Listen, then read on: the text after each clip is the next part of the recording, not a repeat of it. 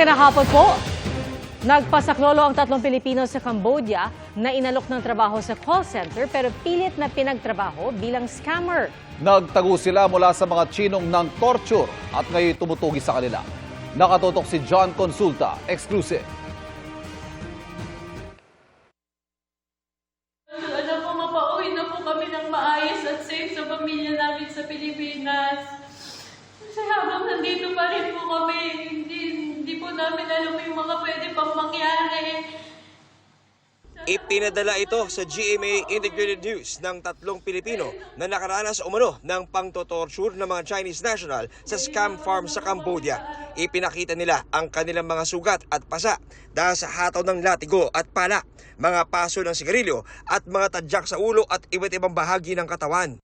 Dinala raw sila ng 15 Chino sa isang bakanteng lote 10 oras ng gabi at doon sinaktan matapos babalita ang plano nilang umalis sa scam hub.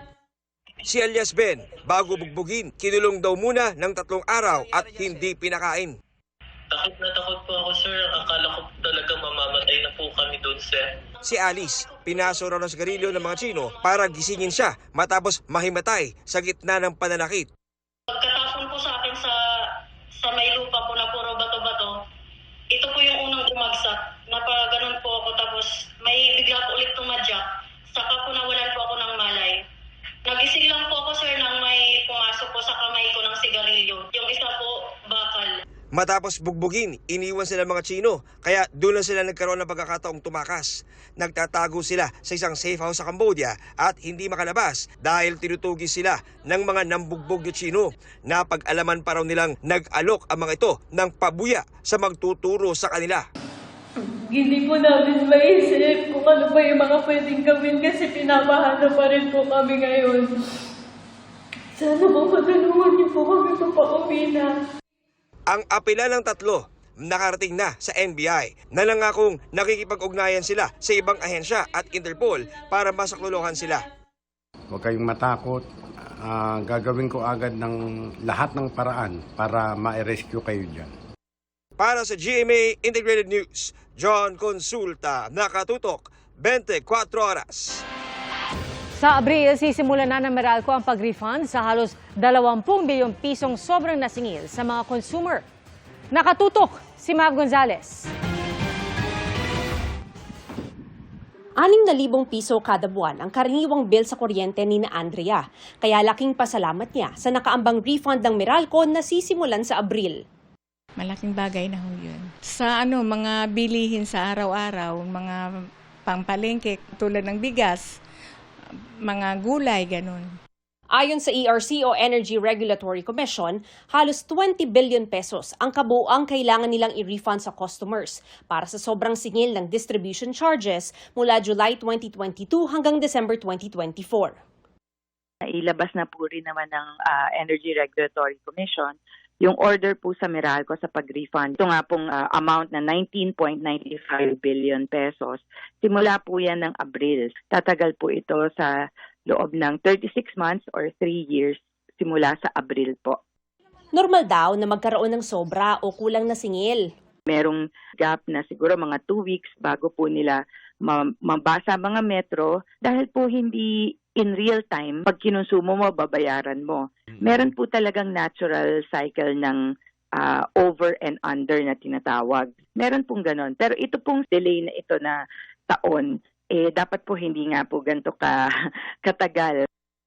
Halos 12 centavos per kilowatt hour ang refund sa utility. Mas malaki ang balik sa residential customers, mahigit 20 centavos per kilowatt hour, katumbas ng nasa 40 pesos na refund kung hanggang 200 kilowatt hours ang konsumo sa isang buwan. Makikita ito sa bill sa hiwalay na linya para sa awat refund. Mag-a-apply raw para sa isa pang refund scheme ang Meralco kapag na-compute na nila ang actual weighted average tariff o awat para sa January to June 2025. Sabi ng Meralco, makatutulong ito, lalo't papasok na ang tag-init kung kailan mas malakas ang konsumo ng kuryente. Hindi naman konektado ang refund sa 26 centavos na rate hike ng Meralco ngayong buwan. Para sa GMA Integrated News, Mav Gonzales, nakatutok, 24 oras. Isang solidarity walk ang isinagawa sa Davao City para kay dating Pangulong Rodrigo Duterte kasabay ng pagdiriwang ng Araw ng Davao. Dito binatiko si Davao City Mayor Baste Duterte, si Pangulong Bongbong Marcos. Nakatutok si Argel Relator ng GMA Regional TV. Nagtipon-tipon sa San Pedro Square sa Davao City ang libo-libong lumahok sa Solidarity Walk para kay dating Pangulong Rodrigo Duterte kaninang tanghali. Hinarap sila ni Mayor Baste Duterte na nagpasalamat. Naglabas din siya ng saloobin sa anyay illegal na pag-aresto sa dating Pangulo. Di ko matingala nga nung ingon ani karon because Rudy Duterte stood up for every anang mga traditional politicians di nila gusto nga kausapan aning nasura ni. Di nila gusto nga naa ng Rudy Duterte diha kay mapulilyaso ang ilang mga tula sa gobyerno.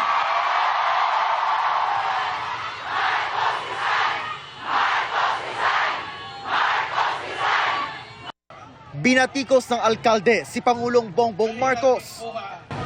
Kaning administrasyon ni Marcos, si Bongbong Marcos mismo, binigay niya sa ICC. Murag wala lang, ato na lang, murag walay nang himo ang atong pinalanggang amahan diri sa Tundak Bayan. Mr. President Marcos, you will never be loved.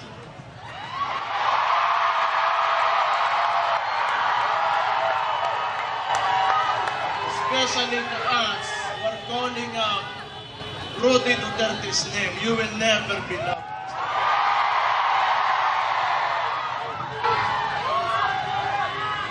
We will stand up and we will fight back. Naglabas din siya ng sama ng loob sa Pangulo. Usponako, last year, January, giingnan taga Marcos, wag yung kay utang kabubuton. Ang imong amahan, ipalubong sa akong amahan. Ang akong amahan, ipapreso nimo.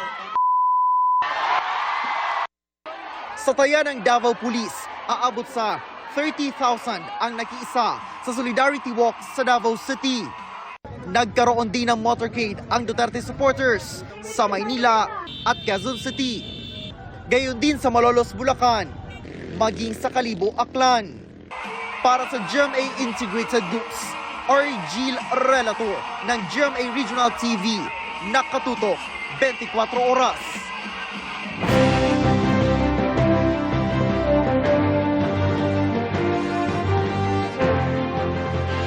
Natapos na po ang pag-imprenta sa mga balotang gagamitin sa eleksyon 2025.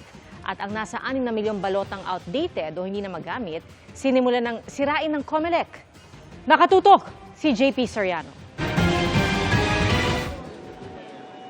Tapos na ang printing ng mahigit 68.5 milyon na balota na gagamitin para sa May 12 midterm elections. Kung bakit ito ay 68,542,000 ay sapagkat hindi tayo nag-imprenta ng mga balota para sa Bangsamoro parliamentary elections.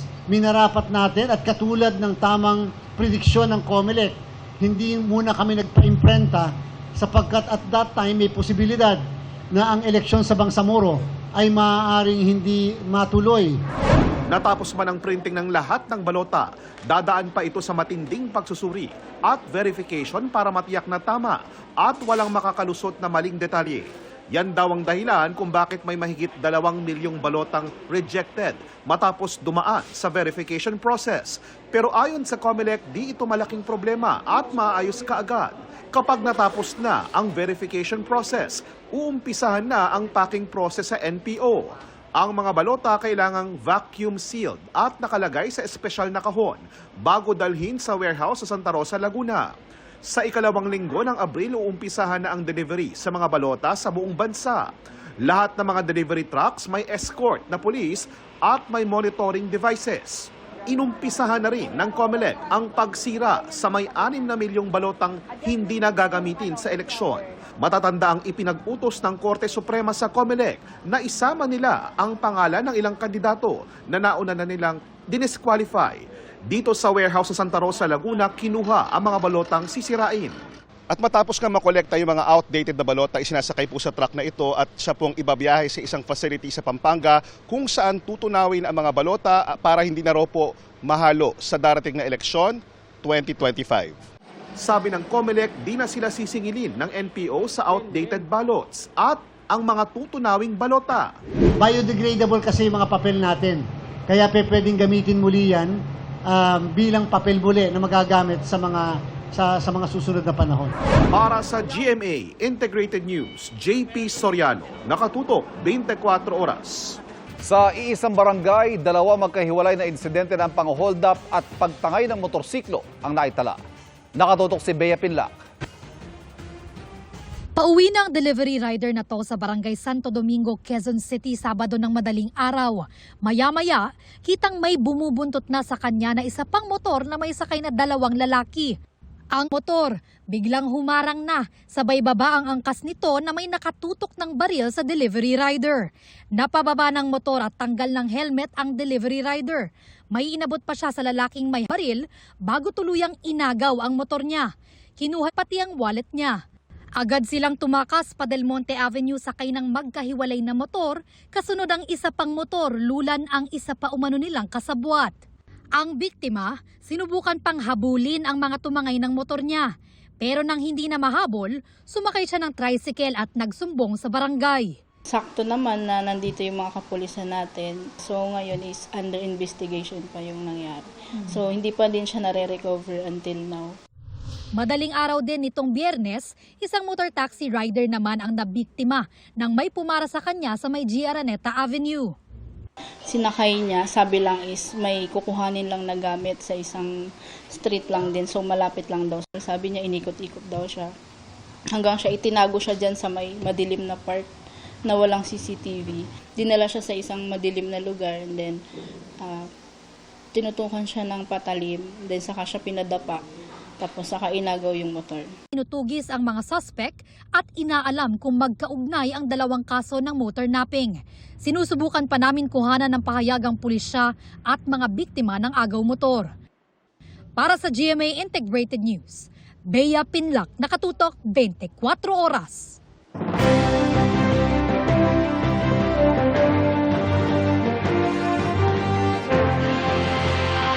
Inilabas ng Okta Research ang resulta ng kanilang Tugon ng Masa February 2025 Pre-Election Nationwide Survey.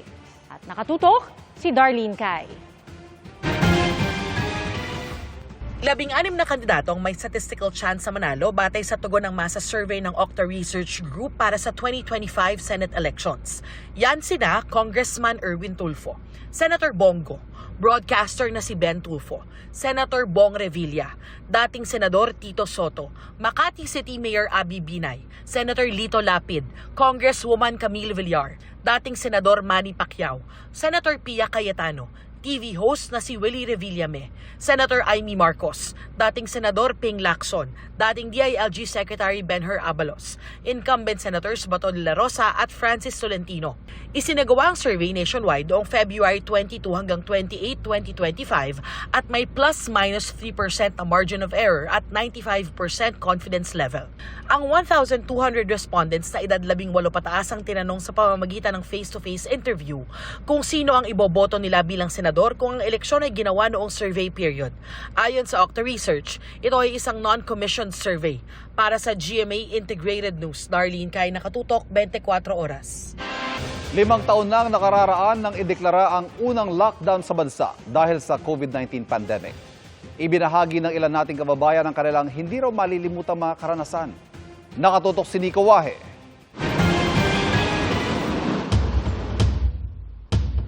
Community quarantine is hereby imposed in the entire of Metro Manila. March 15, 2020, tila tumigil ang lahat sa Metro Manila at maraming bahagi ng bansa nang ipinatupad ang enhanced community quarantine dahil sa COVID-19 pandemic. Nilockdown ang Metro Manila. Bawal maglabas-masok sa NCR maliban sa frontliners at may quarantine pass para makabili ng essential items. Lahat naka-face mask at pinag-face shield para mapigilan daw ang pagkalat ng COVID. Ano lang unforgettable moments mo nung panahon ng pandemic? Quarantine. Lagi kong nasa quarantine hotel. Lungkot po. Bakit po? Kasi walang hanap buhay. Mahirap. Si Christian, bagamat masaya raw na napirmi sa bahay kasamang pamilya, nahirapan naman daw dahil walang trabaho. Ipinagbawal kasi ang mga gaya niyang motorcycle taxi rider. Patay ang kabuhayan nun. Patay. Wala talagang income. Pumalo sa mahigit 4 na milyong Pilipino ang nagka-COVID at mahigit 66,000 ang namatay. Batay sa opisyal na datos na nakalap ng GMA Integrated News Research. Ayon kay Health Secretary Ted Herbosa na tumayo ring head ng COVID-19 National Task Force noon, sakaling maulit o may dumating na bagong pandemya, mas handa na raw ang bansa. Ang naging problem ng COVID was that when it came, it was an uncertain disease. Ngayon, alam na natin what works and what doesn't work. Pinagtutuunan daw ng pansin ngayon ng DOH ang testing para sa iba't ibang sakit.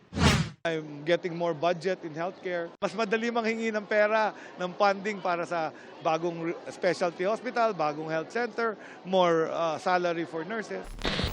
Para sa GMA Integrated News, Nico Wahe, nakatutok, 24 oras. Kalunos-lunos ang sinapit na isang batang babae na pinatay at hinihinalang ginahasa ng trolley driver sa Camarines Sur. Nakatutok, si Nico Wahe. Sa mga litrato na lang makikita ng pamilya ng 10 taong gulang na si Juris ang matatamis niyang ngiti. Natagpuan kasi siyang patay, walang saplot pang ibaba at basag ang bungo sa masukal na bahagi ng Barangay Tanawan, Lupi, Camarines Sur. Ayon sa pulisya, isinama ng kanyang lola si Juris sa pagtitinda ng gulay kahapon. Yung victim is allegedly, she was went missing nung umaga. And then nag-seek ng assistance yung lola niya sa mga barangay officials para maghanap sa kanya. Dito na raw sila nakakuha ng kopya ng CCTV kung saan nakitang kasama ni Juris ang isang driver ng trolley sa lugar na ayon sa pamilya ay madalas nilang kunin para gawing driver kapag nagtitinda sila. Nang komprontahin, todo tanggi ito. Pero hindi nagtagal ay umamin din daw at itinuro kung saan dinala ang bata.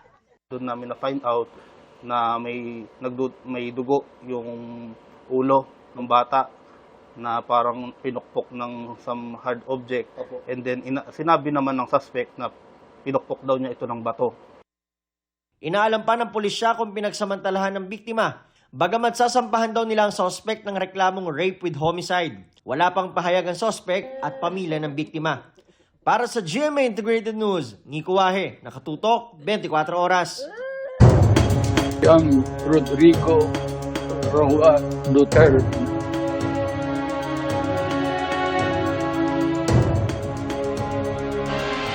Pinaplansya ng kampo ni dating Pangulong Rodrigo Duterte ang kanyang magiging legal team at mga hakbang bago ang pagbabalik niya sa pre-trial Chamber 1 ng International Criminal Court sa Setyembre. Para sa latest sa The Netherlands, nakatutok live si Marie Zumali. Evan, ako na Morgan muli mula rito sa The Hague, The Netherlands. Kahinahunan nga sa gitna ng mga kilos protesta. Magmula rito sa The Hague hanggang dyan sa Pilipinas, ang panawagan ni dating Pangulong Rodrigo Duterte sa kanyang mga taga-suporta habang pinaplano pa o isinasapinal yung plano na legal na hakbang na isasagawa ng kanilang kampo para sa kinakaharap na reklamong crimes against humanity ni dating Pangulong Duterte sa Criminal o International Criminal Court. Nagtipon-tipon kahapon sa International Gay Monument sa Lon Van Regan and Gorbachev dito sa The Hague, The Netherlands, ang mga taga-suporta ni dating Pangulong Rodrigo Duterte mula sa iba't ibang bahagi ng Europe. Isang araw yan matapos ang kanyang first appearance sa pre-trial hearing sa International Criminal Court o ICC. Pinangunahan ang protesta ni na Attorney Harry Roque at Senador Robin Hood Padilla.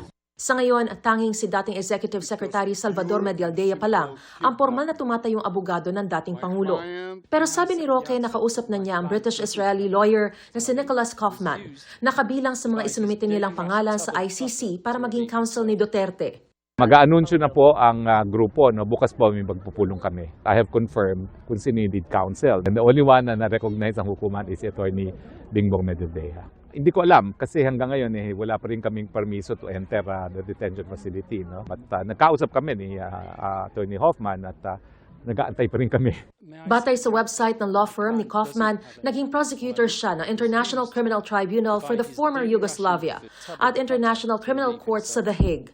Sabi ni Roque, pinaplano nilang questionin ang jurisdiksyon ng ICC bago pa ang nakatakdang susunod na hearing sa September 23. Naghahanda na kami ni VP Sara isang taon nang nakakalipas. Okay? And everything that we expected to happen, in fact, happened.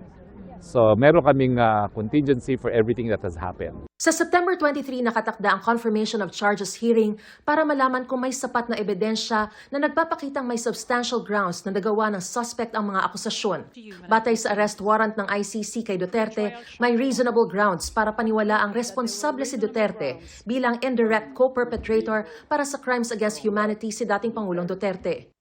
Sa datos ng Philippine Drug Enforcement Agency, mahigit 6,000 ang napatay noong gyera kontra droga ni Duterte. Ayon sa Commission on Human Rights, umabot yan sa 27,000. Mahigit 8,000 naman sa tala ng United Nations High Commissioner for Human Rights. Sa reklamong pinahaharap kay Duterte sa ICC pre-trial chamber, ang isinama lang ay yung di bababa sa 24 na napatay mula 2016 hanggang 2019 noong war on drugs ng Administrasyong Duterte. At di bababa sa 19 na napatay noong 2011 hanggang 2016 sa pamamagitan ng Davao Death Squad. Ayon sa isa sa 5 Pilipinong ICC-accredited lawyer na si Attorney Joel Ruiz Butuyan, hindi layunin sa ICC trial na patunayan ang lahat ng pagpatay. Kailangan lang anyang maipakita ng prosekusyon kung naging systematic at ginawang polisiya ang pagpatay bilang solusyon sa iligal na droga at kung magkakaugnay ang mga patayan. Widespread and systematic papakita yon. Mag-represent taho sila ng mga sample incidents that will prove na talagang ginawang pulisiya yung pagpatay bilang solusyon sa illegal drugs. Yung prosecutor po ibibigay kay former President Duterte yung ebidensyang gagamitin laban sa kanya sa trial. Malaking pribilehiyo sa kanya kasi sa atin dito sa Pilipinas walang ganon. Yung prosecutor, napaka-fair ho yung mangyayaring trial. Sabi ni Roque, hindi siya alis ng the Netherlands nang hindi kasama si dating Pangulong Duterte. Sa ngayon, si Vice President Sara Duterte pa lang daw ang nabigyan ng permiso na makadalo sa dating Pangulo. Sa tingin daw ni Roque, hindi maganda ang kalusugan ni Duterte. Sabi naman ni VP Sara, ang tatay niya kasi hindi talaga napapatingin sa doktor, no? Pero mukha namang okay siya, bagamat alam natin na yung appearance niya sa hukuman, ako bilang isang naging spokes niya, mukhang mahina. At napapansin ko rin yung pananalita niya mukhang nagka-crack yung kanyang boses, no?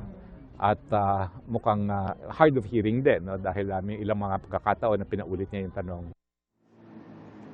Iva, nakatakdangang magpulong ngayong araw si Attorney Harry Roque, Vice President Sara Duterte at iba pang bahagi ng kanyang kampo para isapinal ang magiging listahan ng legal team ng dating Pangulo. Samantala, ang buong pamilya Duterte naman daw dyan sa Pilipinas ay hinihintay na lamang ang kanilang Schengen visa para sila ay makarating din dito sa The Hague at mabisita si dating Pangulong Rodrigo Duterte lalo't kaarawan na niya sa March 28. At yan ang pinakasariwang balita mula pa rin dito sa The Hague, the Netherlands. Balik sa'yo, Evan. Maraming salamat, Marie Zumali. Babala mga kapuso at sensitibo po ang susunod naming ibabalita. Patay ang isang babaeng may kondisyon sa pag-iisip matapos magulungan ng truck sa Bulan, Sorsogon. Nakatutok si Jonathan Andal. Dapat talaga hindi may flagman, ha? Nagulat ang mga taga-barangay San Ramon sa Bulan, Sorsogon nang makita ang isang babae sa kalunos-lunos nitong sinapit matapos magulungan ng dump truck kahapon. Dumating ang mga rescuer pero dead on arrival na siya sa ospital. Batay sa paunang investigasyon ng mga pulis, nakahinto noon sa construction site ang dump truck habang nagpapahinga ang driver. Di niya umano na malayan na pumunta sa ilalim ng truck ang biktima na ayon sa PNP ay may kondisyon sa pag-iisip. Naglalaro, parang may kinuha at naglalaro doon sa ilalim ng dump truck. Nung umandar na po siya at hindi nga napansin ito, yun nga po, nagulungan ng gulong ito. Sabi ng pulisya, sumuko sa kanila ang truck driver matapos ang insidente. Nakapag-usap na raw ang driver at ang pamilya ng biktima at nagkasundo ang dalawang panig dahil wala raw may gusto ng nangyari. Para sa GMA Integrated News, Jonathan Andal, nakatutok, 24 oras. From pambansang ginoo to pambansang entrepreneur si David Licauco. Busy rin siya sa kanyang mga showbiz ganap kasama ang GMA Pictures movie na Samahan ng Mga Makasalanan. Yang chika ni Lar Santiago. Bagamat busy sa opening ng bagong branch ng kanyang restaurant sa Clark, Pampanga, binigyan pa rin ng kapuso actor na si David Licauco ng oras ang mga dumating niyang fans. Magkaiba raw ang David na pambansang ginoo at pambansang entrepreneur.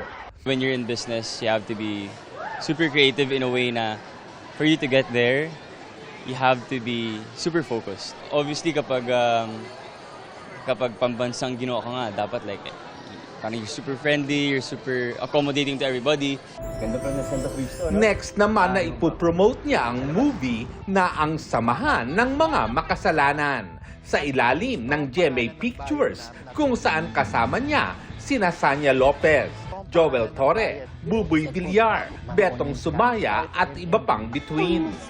Sobrang na-enjoy daw ni David ang kanilang shooting na ginawa sa Vegan Ilocos Sur. It was challenging for me at the start because, di ba, pari nga. And kapag pari ka, medyo tahimik ka lang, di ba? But as an actor, how do I make it still exciting? Dahil pareho sila ng line of business ng aktor na si Joel Torre na kasama niya sa pelikula na pag-usapan din nila ang tungkol sa restaurant business. Wala pang plano si David para sa summer dahil kadarating lang niya noong nakaraang linggo mula sa 2 weeks na bakasyon sa Australia. Really fun. Had the best time of my life, really, in Australia. Nag-beach, nag-dinner, the different restaurants. Hinatid ko yung kapatid ko kasi mag-school na siya doon. Nag-jogging pa rin, nag-workout pa din, nag-nature trip kasi maraming mga parks doon na maganda. Lars Santiago, updated sa showbiz happenings. Sa prayer rally sa Maynila para kay dating Pangulong Rodrigo Duterte, kinwestiyon at binatikos ng kanyang common law wife na si Hanilet Avancenia ang mga paratang kay Duterte at ang pagdala sa kanya sa ICC. Nakatutok si Jonathan Andal.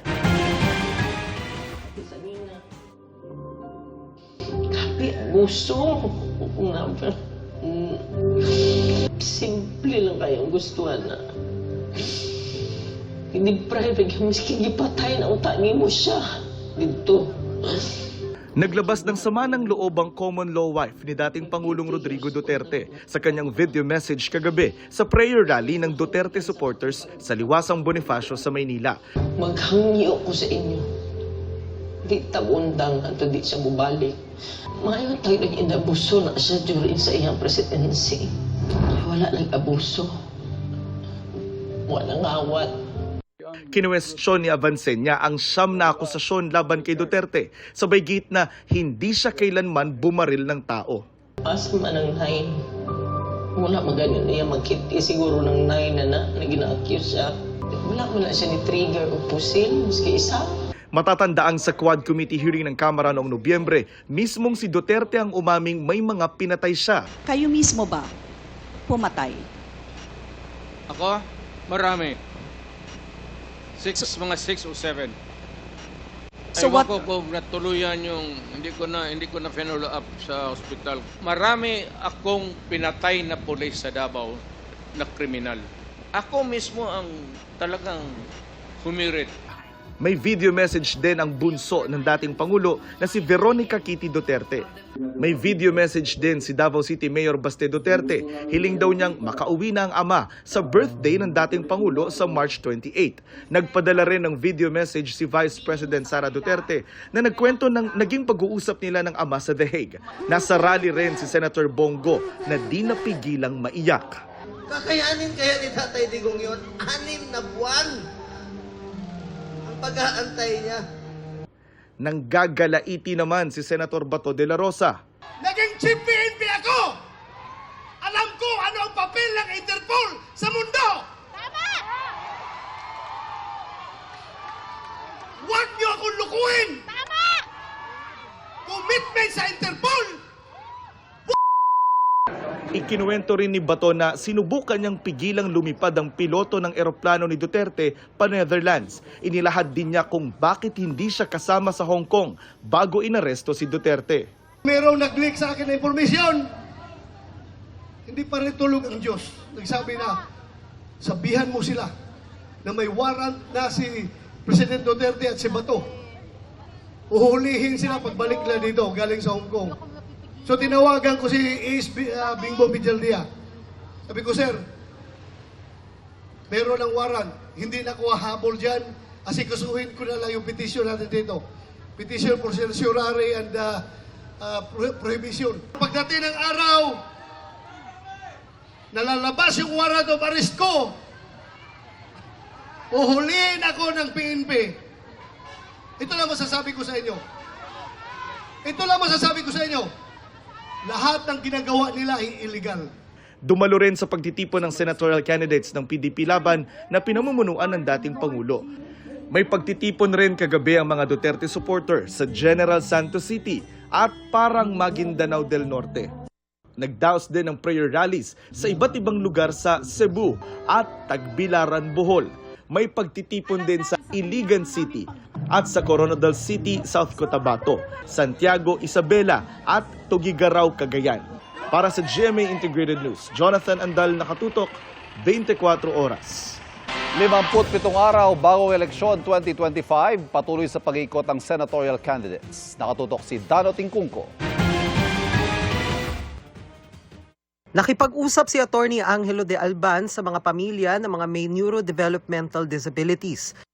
Nakiusap si Senador Bongo na ipagdasal si dating Pangulong Duterte. Sinabi niya yan sa pagdiriwang ng Araw ng Davao na dinaluhan din ni Philip Salvador.